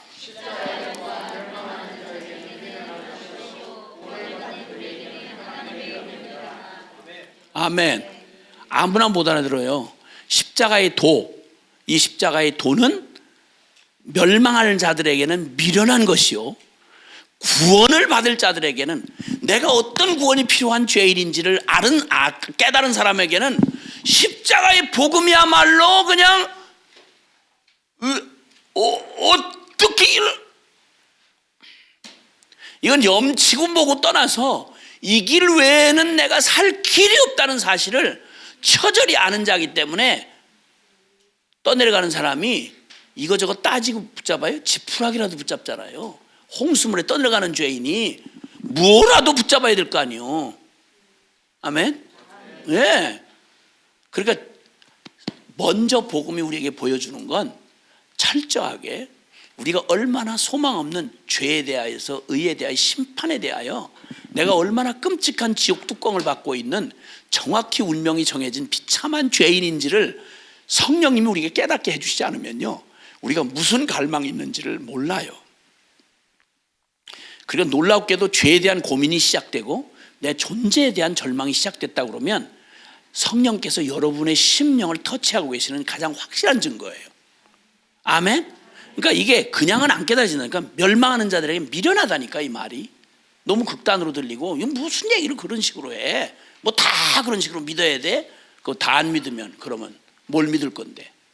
말이 안 되는 얘기예요. 자, 그 다음 우리 22절부터 한번 읽어보세요. 22절부터 24절 시작. 유대인은 표적을 구하고 헬라인은 지혜를 찾으나 우리는 십자가에 못 박힌 그리스도를 전하니 유대인에게는 거리끼는 것이요 이방인에게는 미련한 것이로되 오직 부르심을 받은 자들에게는 유대인이나 헬라인이나 그리스도는 하나님의 능력이요. 아멘. 보셨죠? 보셨죠? 유대인은 표적을 구해요. 표적. 우리 건들지 말고, 나를 건들지 말라는 거예요. 놀라운 건요, 죄인이 죄인이란 말을 가장 싫어하는 거 아세요? 죄인이 죄인이란 말을 제일 싫어해요. 술 취한 사람이 제일 듣기 싫어하는, 인정하지 않는 말이 뭔지 아세요? 술 취했다는 말을 제일 싫어해요. 술 안 취했다 이거야. 뭐? 괜찮대.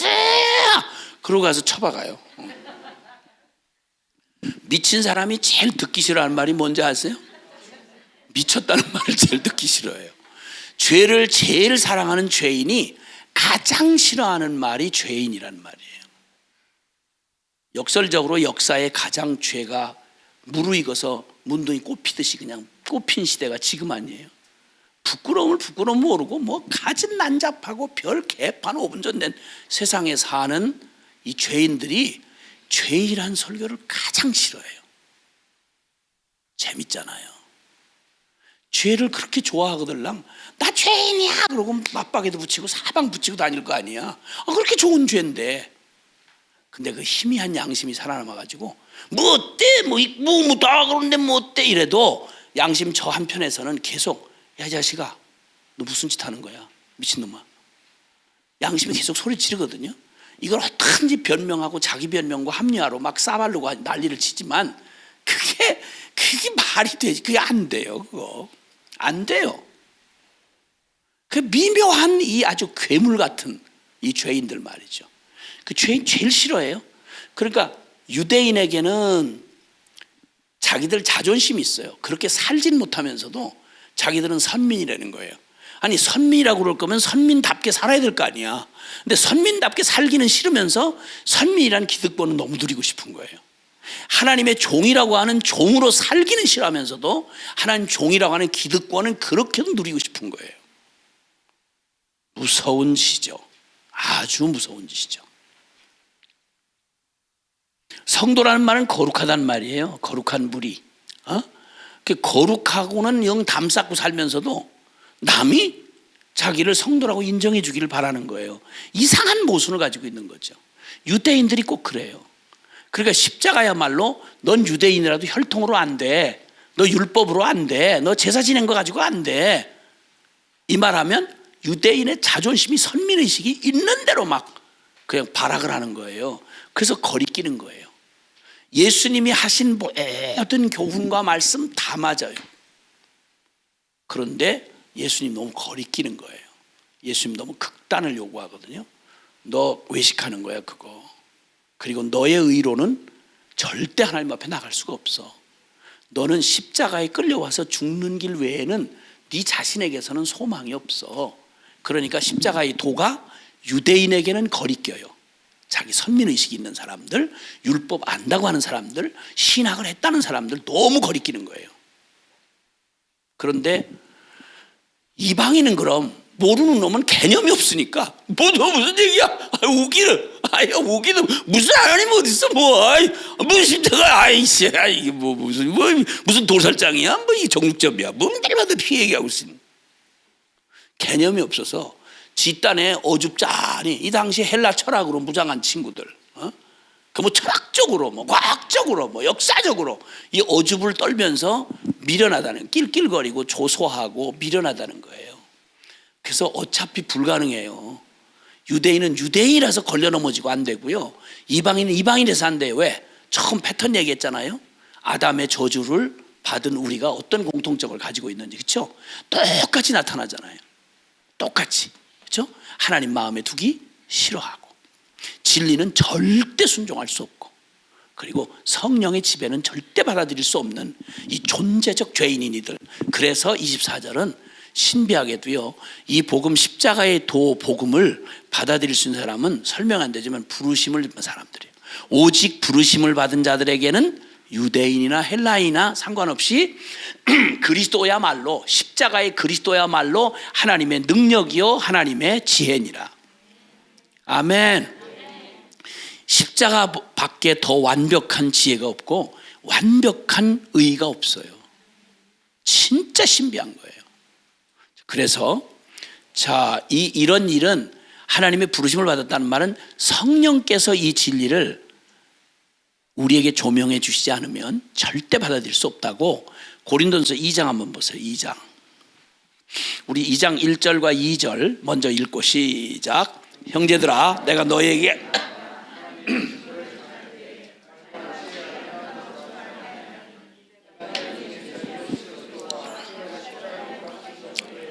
아무것도 알지 아니하기로 작정하였습니다. 아멘. 지금 복음을 전하면서 바울이 결정한 말을 얘기해요. 이 고린도 지방이야말로 가장 국제적인 도시인데다가 가장 타락한, 아주 인본주의 죄악이 하늘 찌를 듯 이게 타락한 곳이에요.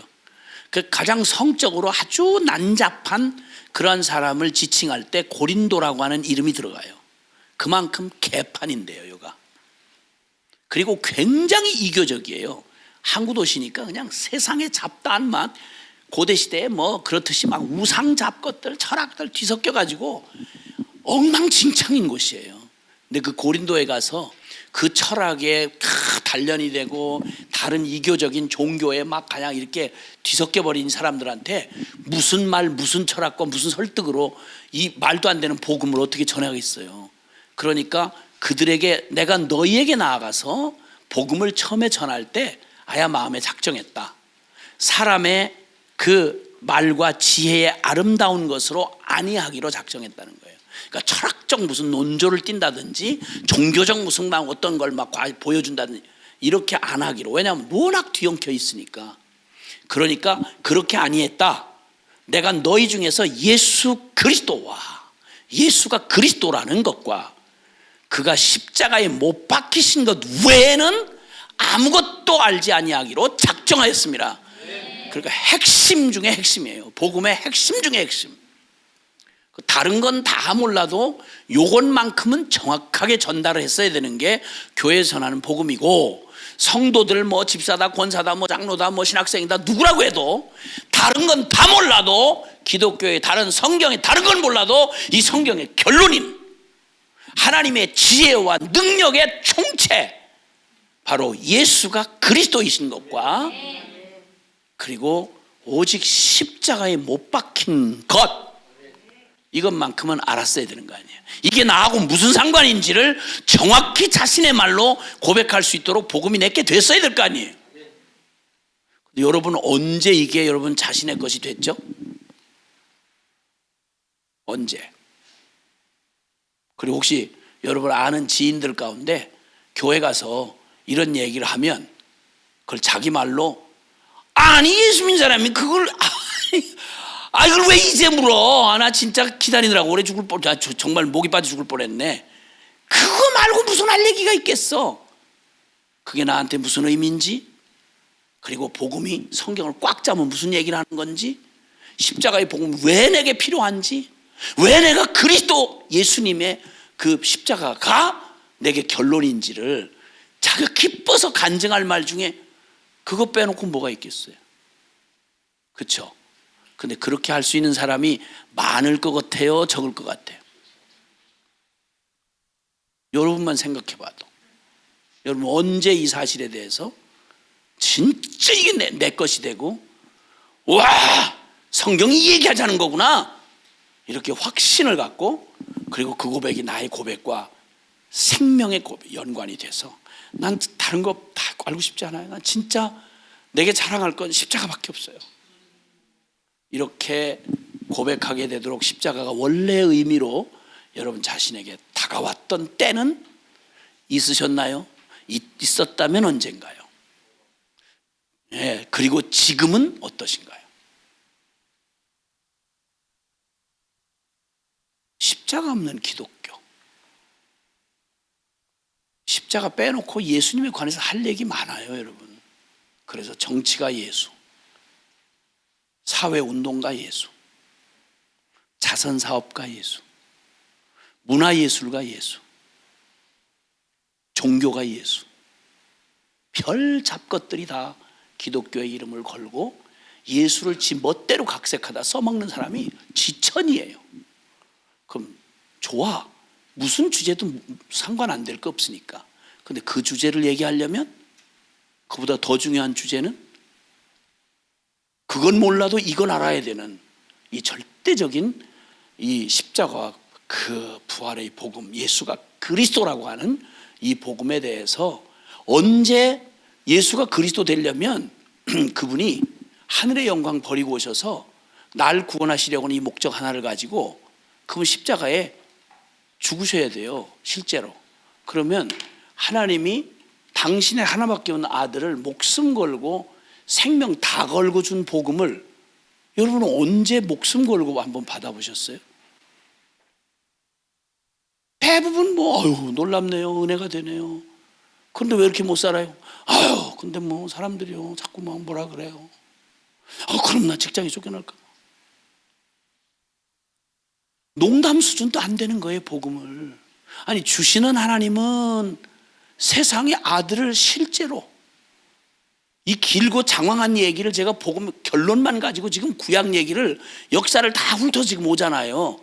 이 얘기만 하고도 이런데, 그냥 제목 수준으로 반복된 얘기를, 결론 같은 얘기를 이렇게 입증하는 데만도 이 정도인데, 그런데 세상에 어떻게 그렇게 개념 없이 교회 생활한다고 하면서, 어떻게 복음 하면서 이렇게 개념 없이 살아요? 그러니까 안 변하지. 그러니까 날마다 중연불도 안 되는 거지. 그러니까 교인이 이 꼴이지. 초대교회는 아무것도 없었어요. 예배당도 없고 국가 권력의 비호도 없고 아무것도 없었어요. 주류 유대교단에 인정은 그만둬놓고 예수님부터 잡아 죽였는데 못할 짓이 뭐가 있겠어요? 어디도 발붙일 수가 없었어요. 그런데 주 300년이 되는 동안 세계 로마가 무릎을 꿇었어요, 이 복음 때문에. 아무것도 안 가졌어요. 세상적인 거 아무것도 가진 게 없어요. 있다면 매 맞고 붙들려 가서 사자밥 되고, 저 토굴 속에 숨어서 그냥 이렇게 하고. 근데 그들에게서 뺏을 수 없는 게 있었어요. 그들의 심령 속에 있는 십자가를 못 뺏었어요. 예수님 사랑 못 뺏어갔어요. 그들은 더 이상 육으로 살지 않았어요. 영으로 사는 사람들이었어요. 천하의 로마 아니라 별게 다 덤벼들어도 그들 영혼 속에 일하신 성령 하나님이 그들 안에 새겨놓으신 복음은 못 뺏어가요. 그게 교회예요. 그게 교회. 로마가 주후 100몇 년, 160몇 년인가 그때 하고 100년마다 한 번씩, 지금 코로나하고는 비교가 안 되는 어마어마한 전염병으로요, 로마 인구의 3분의 1이 죽어나갔어요.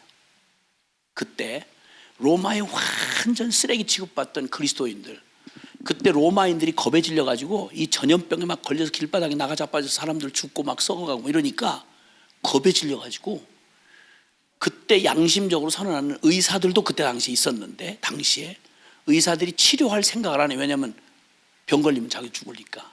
그래서 로마에 그나마 조금 세력 있고 살만한 놈은 다 도망쳤어요. 가족들이나 누구든지 병에 걸렸다면 내버리고 다 갔어요. 그게 세계의 최고의 헬라 철학과 로마의 권력을 가지고 최고 개선된 시민이라고 하는 로마 시민들이 한 짓이에요. 그때 완전히 짐승 취급받던 크리스찬들이 남아있다가, 그 사람들은 어디 뭐 피할 데도 없지만 그냥 두고 못 가잖아요. 그 같이 목숨을 걸고 같이 그 길바닥에 내던져지고 가족들에게 버림받은 환자들을 돌보아주기 시작했어요. 겁에 질려서 그렇지 조금만 그 상황에 도와주었더라면, 따뜻하게 뭐 보호해주고 또 이렇게 씻겨주고 이렇게 해주면 대다수가 살아난 거예요. 이래가지고 그게 한판 지나가고 나니까, 이 짐승이 아니고 인간들인데 거기서 살아난 사람들이 예수님을 어떻게 만나게? 당신 왜 이래? 당신 죽어. 나 도와주다가. 괜찮아요. 왜 그러는데? 내 안에 계신 예수님이 그렇게 하라고 그랬어요. 아니, 무슨 계산, 난 당신한테 뭘 갚아줄 거 없어. 아니, 갚을 필요 없어요.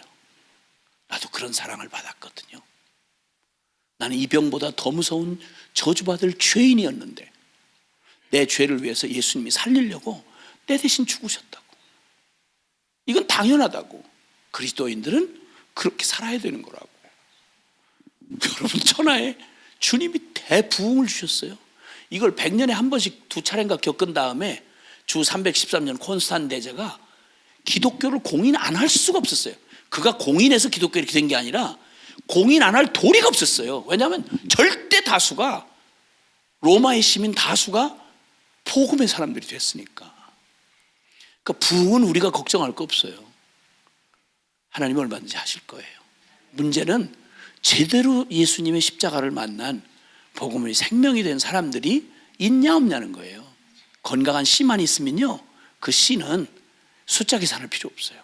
반드시 어느 때가 되면 하나님이 확 상을 불어주시기만 하면 100년에 일어날 일을 하루 만에 일어나게 하실 수 있어요.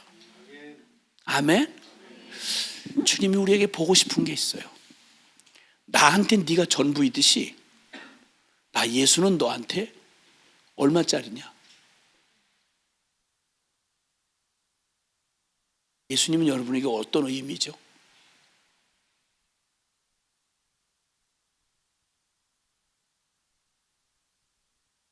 예수님, 나는 죄인인 나는 당신에게 어떤 의미입니까? 하고 물으면 주님은 긴 대답 필요 없어요. 그냥 이렇게 아마 천국에서도 갖고 있는 흔적이 예수님 십자가 흔적이거든요. 왜 그러시죠? 그거 다 변화받은 것인데. 죽임당한, 일찍 죽임당한 어린 양의 모습으로, 그 모습을 안 바꿔요. 왜냐하면 우리가 하늘나라 갔을 때 우리가 제일 안 어울리는 사람이 나잖아. 근데 그 천국을 전혀 두려움 없이 누릴 수 있는 유일한 게 뭐냐면 예수님의 나 때문에 죽으신 십자가의 흔적이겠죠. 천국에서 가장 영광스러운 게 있다면 내가 뭐 총회정한 거? 뭘 가지고 천국에서 자랑할 게 있을까? 천국에서 가장 나를 빛나게 해주는 게 있다면 십자가 아니겠어요? 내가 이런 사람이라고. 예수님이 예수님이 나 때문에. 나도 모르겠는데 예수님이 내가 예수님한테 이런 사람이라고. 예수님은 나 없으면 안 돼요. 예수님은 나 없으면 안 돼요. 예수님은 우리에게 말하시는 거예요. 넌 나에게 있어서 1등, 2등 순위를 매길 수가 없는, 넌 내가 내 생명을 다 내줘야 할 만큼 넌 나의 전부야. 그 증거가 십자가야.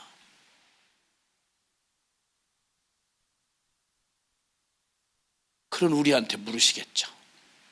사랑하는 아들아, 사랑하는 딸아, 예수는 너에게 무슨 의미냐? 이렇게. 예수님은 나에게 어떤 의미죠? 기도하겠습니다.